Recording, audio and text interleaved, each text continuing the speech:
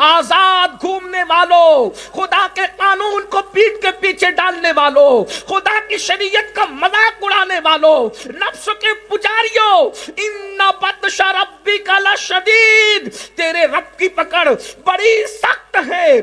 आज मेरी कौम की बेटियां अल्लाह अल्लाह मर्दों के सामने बेपर्दा जा रही हैं, छोटी आस्तीन के कपड़े हैं, पतले और बारीक लिबास है। अब तो यहाँ तक फैशन के नाम पर बच्चियां भी टी शर्ट पहनने लगी हैं, बच्चियां भी जींस पहनने लगी हैं, बच्चियां भी शॉर्ट शर्ट पहनने लगी हैं। नहीं नहीं मेरी बहनों, दूसरों को देखकर हमने नहीं बिगड़ना। अल्लाह के रसूल सल्लल्लाहु अलैहि वसल्लम जैसा रसूल हमारे पास मौजूद है। मेरी बहनों, आइए मैं आपको बताऊं सहाबियात पर्दे की कितनी पाबंद हुआ करती थी और उनकी जिंदगी के अंदर पर्दा कितना अहम था। आज तो ब्यूटी पार्लर चली, औरतें ब्यूटी पार्लर में जा रही है, औरतें बागों में जा रही हैं, औरतें वलीमों में जा रही हैं, औरतें शादियों में जा रही है। पर्दे का कोई नज्म नहीं है। देखिए पर्दा हमारे लिए लाजमी है और ये पर्दे में रहना, घरों में रहना औरतों को बहुत तकलीफ लगता है।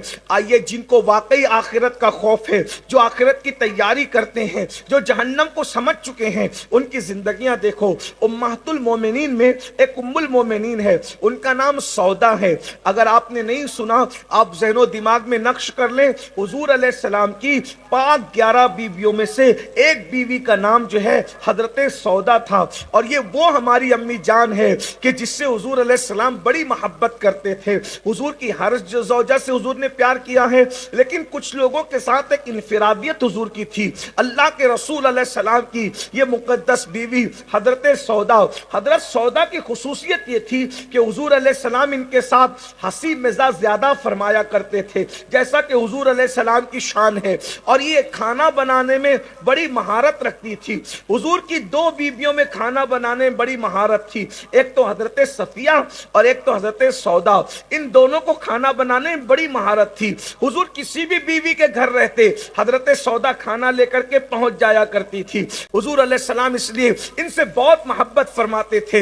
हजरत सौदा रदी अल्लाह तआला अन्हा, अल्लाह अकबर, हुजूर के पर्दा फरमाने के बाद मदीने मुनव्वरा में रही, लेकिन कभी उनको किसी ने घर से बाहर नहीं देखा, कभी नहीं देखा घर से बाहर। अल्लाह अकबर, न कभी उनको मस्जिद जाते देखा, न बाजार जाते देखा, न किसी से मिलते देखा। बस उनकी पूरी जिंदगी हुजूर के विसाल के बाद अपनी घर की चार दीवारी में गुजरी। ये मैं नहीं कहता कि औरत को घर से बाहर निकलना जायज नहीं है, मैं ये बताना चाहता हूं जिसको अल्लाह रब्बुल इज्जत के अजाब का जितना खौफ होगा वो उतना मोहतात होगा, जो अल्लाह के यहाँ जितनी आफियत चाहेगा वो उतना परहेजगार होगा। यहाँ जितनी बेबाकी करोगे वहां उतने बदतरीन अजाब का मजा चखाया जाएगा।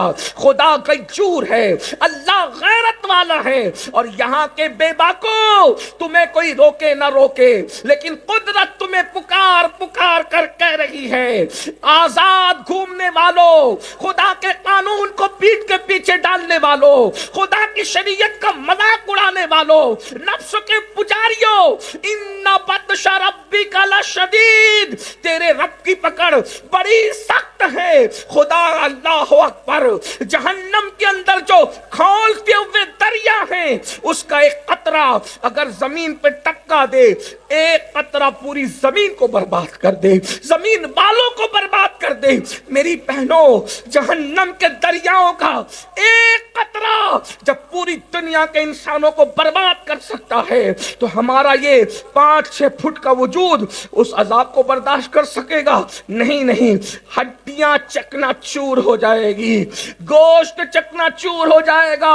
मेरी बहनों, अल्लाह से डरो। मेरा रब फरमा रहा है, ओ अनफुसकुम व अहलिकुम नारा, अपने आप को भी जहन्नम से बचाओ और अपने अहलो अयाल को भी जहन्नम से बचाओ। मेरी बहनों, हमारे अंदर इतनी ताकत नहीं है, ये ताकत तो पहाड़ों में भी नहीं है। मेरे तुम्हारे रसूल ने फरमाया, जहन्नम के अंदर अगर पहाड़ डाल दिए जाएं, पहाड़ भी पिघल पिघल जाएं। जरा गौर तो करें, जिसमें पहाड़ पिघलेंगे उसमें अपना क्या बनेगा? खुदा के लिए पर्दे की पाबंद بنو.